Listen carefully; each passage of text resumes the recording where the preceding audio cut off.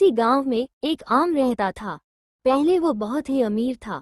आम के पास बहुत सारी जमीन थी, लेकिन समय के साथ साथ उसकी सारी जमीन बिक गई। गांव में सूखा पड़ने की वजह से वो पूरी तरह कर्ज में डूब गया। अब आम पूरे गांव से कर्जदार हो गया था। अनपढ़ होने की वजह से आम गांव वालों से छुपकर शहर में जाकर अब भीख मांगा करता। अपने गांव से निकलते ही आम भिखारी के वेश में आ जाता है और फिर शहर जाकर भीख मांगा करता। भगवान के नाम पर कुछ दे दो बेटी, बहुत ही बूढ़ा हो गया हूँ, अब आयु हो गई है, भगवान तुम्हारा भला करेगा। कितने हटे कट्टे तो दिख रहे हो, कोई काम धंधा क्यों नहीं करते? भीख मांगने के नए नए बहाने हैं।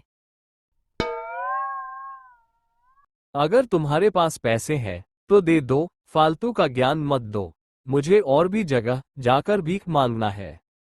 आम रोज ऐसा ही करता। गांव में से छुपकर शहर चला जाता और वहां पर भिखारी के भेष में आकर भीख मांगने लगता।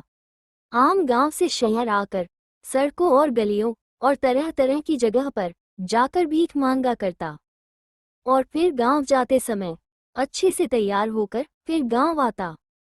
जमींदार साहब, वह देखिए, आम आ रहा है, आज तो उसे छोड़िएगा नहीं। उससे अपने पैसे मांग लीजिए, नहीं तो कल सुबह वह फिर से भाग जाएगा। तुमने बिल्कुल सही कहा, अब तो यह मेरे सोने के बाद ही गांव आता है और उठने से पहले गांव छोड़कर पता नहीं कहां चला जाता है। फिर जमींदार और मुंशी आम के घर चले जाते हैं। आज बहुत ही मुश्किल से तुम्हारे दर्शन हुए हैं। मालिक, आपने तो मेरे सारे जमीन ले ही लिए हैं, अब तो सिर्फ ये छोटी सी कुटिया ही बची है, अब क्या इसे भी लेना चाहते हैं? अगर तुम ब्याज नहीं दोगे तो मुझे ये सब लेना ही पड़ेगा ना, और अगर अभी नहीं दिए तो ये घर भी मैं तुमसे छीन लूंगा। ये लीजिए आपके ब्याज के पैसे, और आज के बाद परेशान मत कीजिए। मैं बहुत ही जल्दी आपके सारे पैसे आपके मुंह पर मारूंगा और आपसे अपनी सारी जमीन छुड़वा लूंगा। अब बेहतर यही होगा कि आप यहां से चले जाए। आम के हाथ में पैसे देखकर दोनों को कुछ भी समझ न आया। जमींदार ने आम के हाथ से वो पैसे ले लिए और घर के चौखट से गुस्से से चले गए। इसके पास इतने सारे पैसे कहां से आए? और बातें तो ऐसे कर रहा था कि कहीं का सेठ हो। हाँ सेठ जी, आम के तो तेवर ही बदल गए।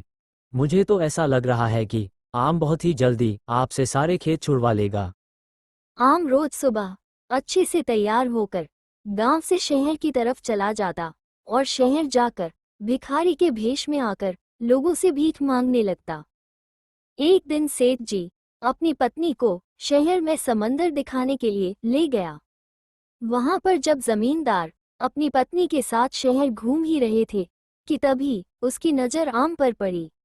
आम वहां पर भी भीख मांग रहा था। तुम मुझे एक दोगी, भगवान तुम्हें उसका 10 गुना देगा। अच्छा, तो यह है तेरा नया खेल। तुम गांव में तो बड़ी रहीसी झाड़ते हो और यहाँ पर आकर भीख मांगते हो। ऐसा जमींदार साहब खुद ही बोलने लगते हैं और फिर आम के पास जाते हैं। अच्छा, तो तुम यहाँ पर ये बिजनेस करते हो। तुम्हारे इस बिजनेस के बारे में गांव वालों को तो जरूर पता चलना चाहिए। कृपा करें मालिक, ऐसा ना करें। मैं बस अपना घर चलाने के लिए ये काम करता हूँ। मैं आपके सारे पैसे बहुत ही जल्दी लौटा दूंगा। आप कृपा करके गांव वालों को कुछ मत बताइए।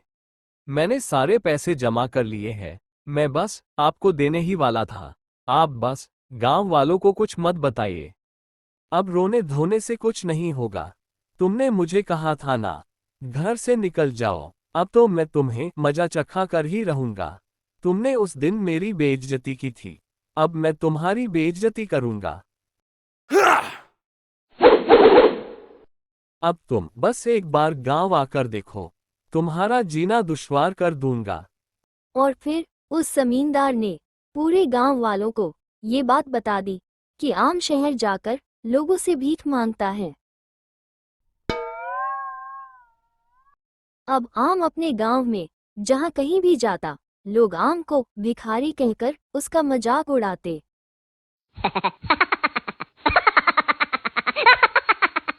अरे वह देखो, गांव के सबसे बड़े भिखारी आ रहे हैं। क्या बिजनेस शुरू किया है इसने? हाँ, ये तो सबसे अच्छा बिजनेस है। इसमें तो 1 रुपया भी नहीं लगता और आमदनी भी अच्छी खासी हो जाती है। अरे भाइयों, किसी के पास चिल्लर है क्या? इन्हें भीख भी तो देना होगा। ऐसा बोलकर सभी गांव वाले आम का मजाक उड़ाते। पूरे गांव से खुद का मजाक उड़ता हुआ देख आम काफी परेशान हो जाता है और फिर थका हार कर आम उस गांव को छोड़ देता है।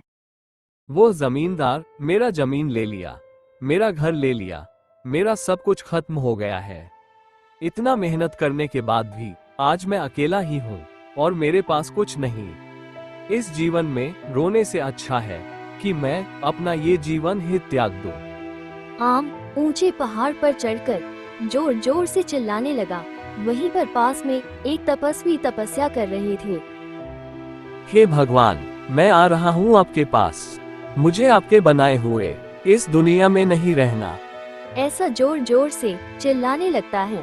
आम के चिल्लाने की आवाज से साधु बाबा की तपस्या टूट जाती है। साधु बाबा देखते हैं कि आम पहाड़ की चोटी पर चढ़कर चिल्ला रहा था और वो शायद उस चोटी पर से कूदने वाला था।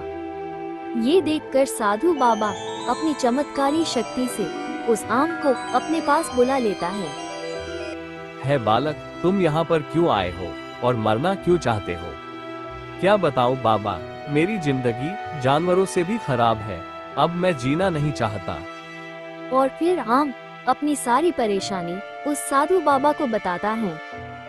मेरी तपस्या भंग करने के लिए मैं तुम्हें श्राप भी दे सकता हूँ, लेकिन तुम्हारी परेशानी सच में बड़ी है, इसीलिए मैं तुम्हें श्राप देने की बजाय तुम्हारी मदद करूंगा। आप मेरी मदद करोगे कैसे साधु बाबा? और फिर साधु बाबा अपने कमंडल में से थोड़ा सा पानी लेकर आम पर छिड़क दिया। अचानक से आम अपने भिखारी के भेष में आ गया। खुद को भिखारी के भेष में देखकर आम को बड़ा ही आश्चर्य हुआ और वो बोल पड़ा, यह आपने मेरी मदद की है या मुझे दंड दिया है? मैंने तुम्हारी मदद ही की है।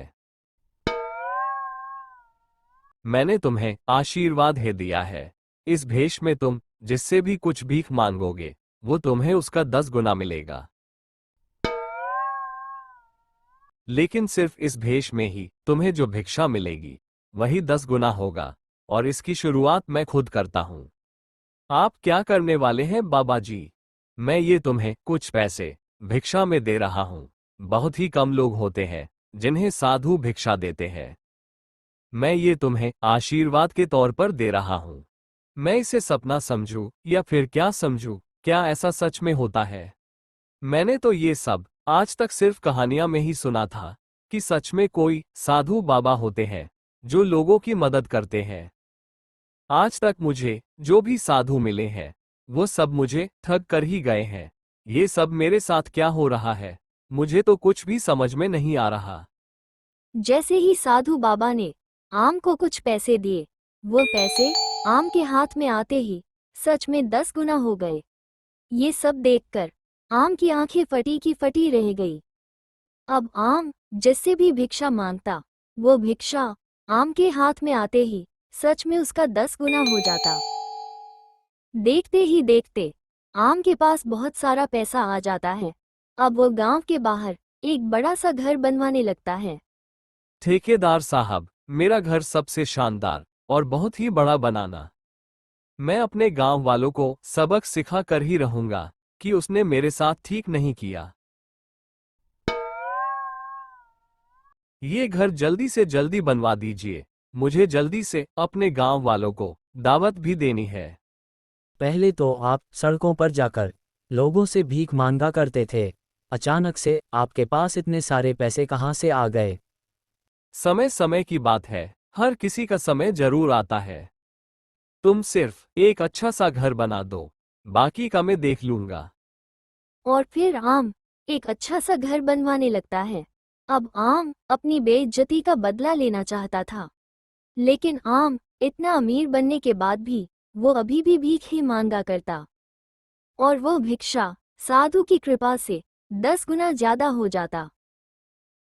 देखते ही देखते अब आम बहुत ही ज्यादा अमीर बन चुका था और उसका घर भी बनकर तैयार हो जाता है। इतना अमीर बनने के बाद भी आम का व्यवहार अभी भी भिखारी जैसा ही था। और फिर आम ने अपने बड़े से घर में एक बड़ी सी दावत रखी।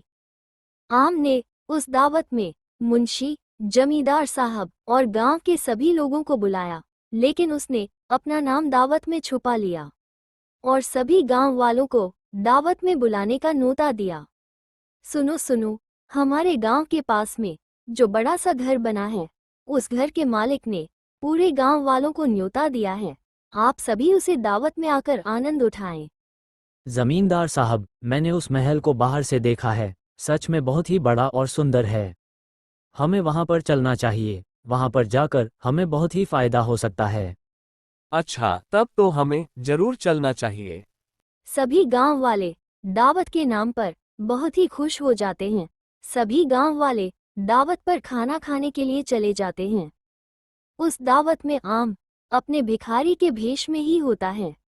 आम को वहां पर देखकर जमींदार और मुंशी कहते हैं, अच्छा, तो तुम यहाँ पर भी आ गए।